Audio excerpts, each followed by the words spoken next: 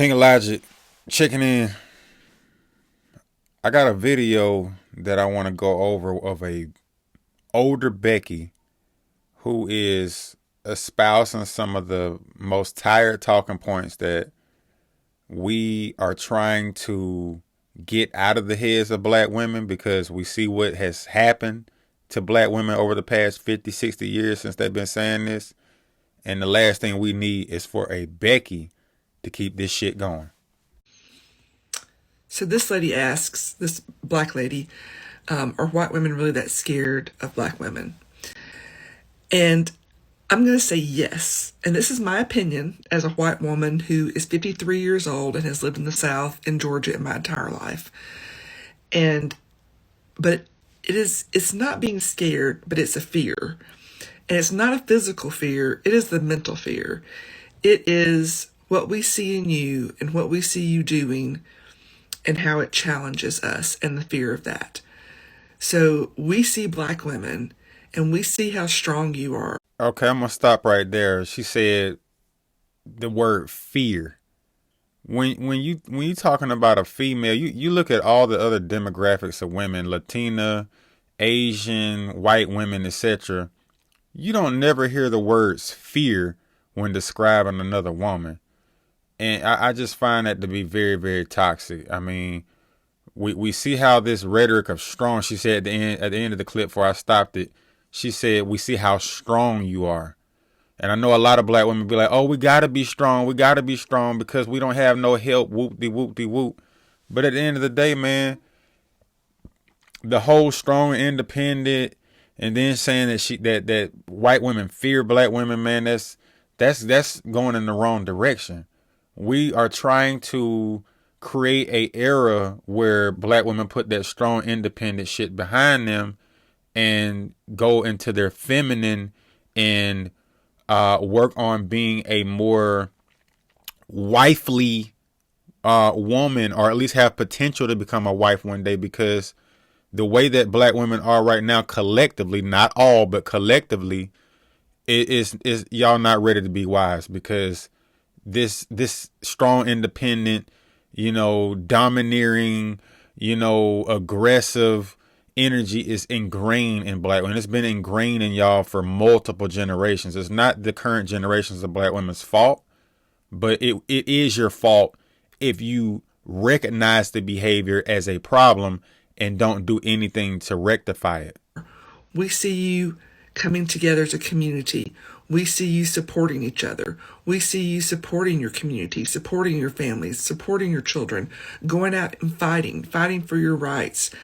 Again, there's more rhetoric that separates her from the black man. You are going out there fighting for your communities. You are fighting for your families, etc., etc. A family is supposed to be a man, a woman, and a child or children, not a black woman by herself fighting for her rights. Last time I checked, the black community was moved forward by black men and black women. I mean, you had guys like Malcolm X, you had guys like Dr. King, you had women like Ida B. Wells, you had women like Harriet Tubman way back in the day during slavery, Nat Turner way back during slavery. I can go on and on and on. Frederick Douglass, who was one of the most well-respected abolitionists in global history. He was one of the most respected abolitionists of all time. So again, this is just more rhetoric to feed the already overinflated ego of a lot of black women when it comes to that strong, independent mindset. Being authentic in your race and in your femininity. Anyway.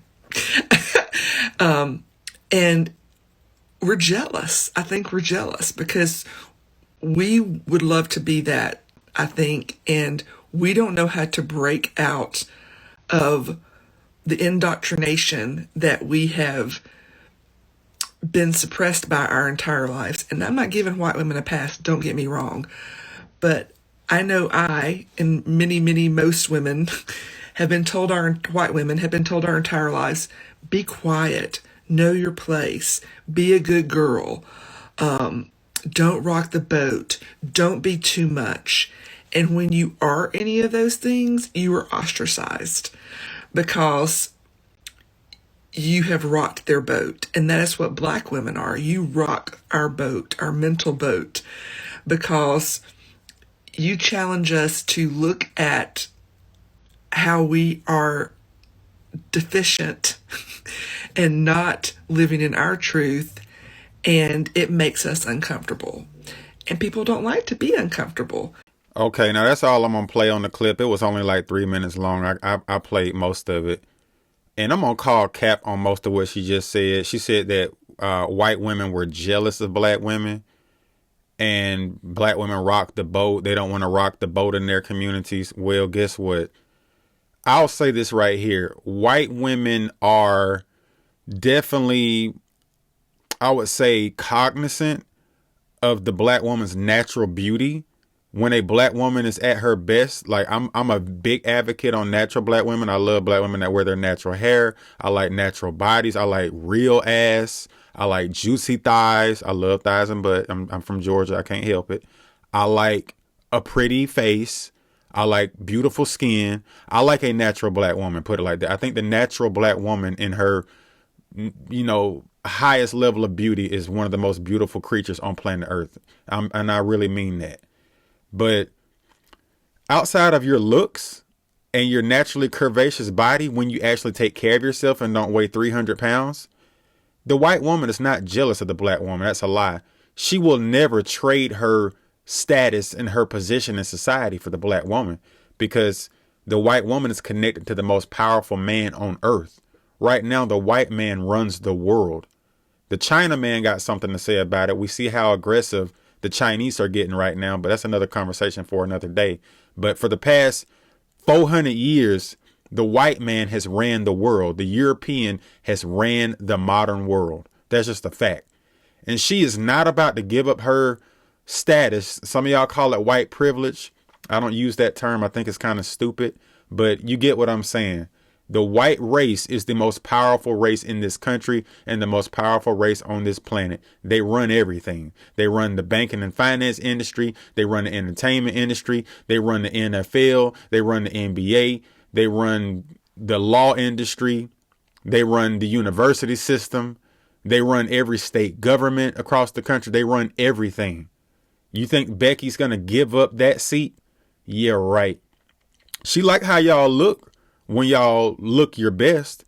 She like the fact that y'all age very well compared to a lot of white women. A lot of black women look really good for their age as y'all get older, if you take care of yourself. But they're not jealous of black women in totality. Not at all. Yes, some of them may be getting booty surgeries, but not like black women. Or most women that's getting BBLs is black women. Now they getting lip fillers and Botox and stuff like that, but you can't say that the white woman is jealous in totality of the black woman. Now, I don't know if Becky on this video was just trying to make black women feel good or she was pandering, but she knows that most of what she said was cap. And as far as the black women owning their femininity or something she said like that, no, the feminine energy in black women is sorely lacking collectively. That's why you have so many black women on YouTube and other social media platforms coming out saying, hey, this strong independent stuff ain't working. I'm tired. Because it's not the natural order of things. The man is supposed to be the hard working of the two sexes. The man is supposed to be the provider and the protector and the leader. And because we don't have enough of that going on in black communities, that's why the black woman is in the position she's in. And I'm not finna, this video is not about whose fault it is. I believe that black men and black women are going to have to make some serious changes in order to fix what has been broken, if it ever is to be fixed. Me personally, I don't think that the black community as a whole is going to be saved. I think that a percentage of the black community can be saved, but that percentage of black people need to come together and work on fixing the things that need to be fixed. The only way we can ameliorate things is by working together with like-minded people. The people that want to stay stuck on stupid, we got to let them go. Otherwise, they're going to end up like some of these other women we see on social media. I want you to hear what this woman says and how she wants to marry a brother real quick. Let's roll that. Y'all, I'm tired. I no longer want to be an independent woman. Forget that INDE. I'm good. I want to be a housewife. Listen, the next man that has good credit, a stable home, finances is straight, baby, I'm marrying you. Yes, sir, I am. I'm not an alpha female no more. I've learned my lesson. Baby, I will be submissive to you. Baby, I will cook for you. I will clean for you. Yes, daddy, whatever you need. You want sex when you want it? Yes, sir, you got it. Baby, you want a meal at 3 o'clock in the morning? Yes, sir, you got it. Take care of me. Because this working 2 jobs, although I love being a registered nurse, I love my profession. Let me just work as needed. Let me work when I want to work. I'm over it. I'm tired, y'all. So hook a girl up. I'm looking for a husband. I'm ready to be a housewife. The reason why you're seeing a lot of videos over and over again of sisters in the community is saying that, look, the hell with this independent crap. I think we went the wrong way. You had the one sister say, black men, forgive us. Dear black men, can y'all forgive us for getting it wrong? Come here. Being submissive is very beneficial. Saying a strong black woman gives black women oftentimes a disservice because it doesn't allow us to be free, to be vulnerable, to be weak at times, to depend on others.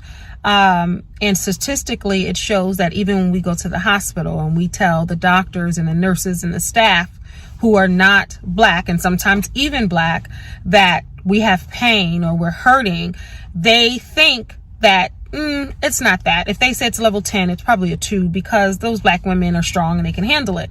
That's not an opinion. That's statistically. In a viral TikTok causing quite the reaction online, a woman named Allie says that she works full-time as a housewife and found what she calls a high-value man by becoming a better human and being more submissive and feminine. The video was posted by her friend Pearl Davis, who goes by Just Pearly Things online, and now has over 1 million views.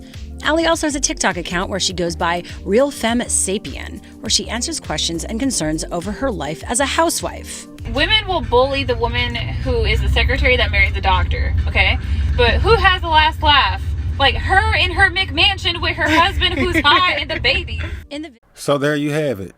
Shout out to Philip Scott and Real Femme Sapien and Nig. I forgot how to say that girl's name, but the girl with the dreads and the couple other content creators who had those clips up.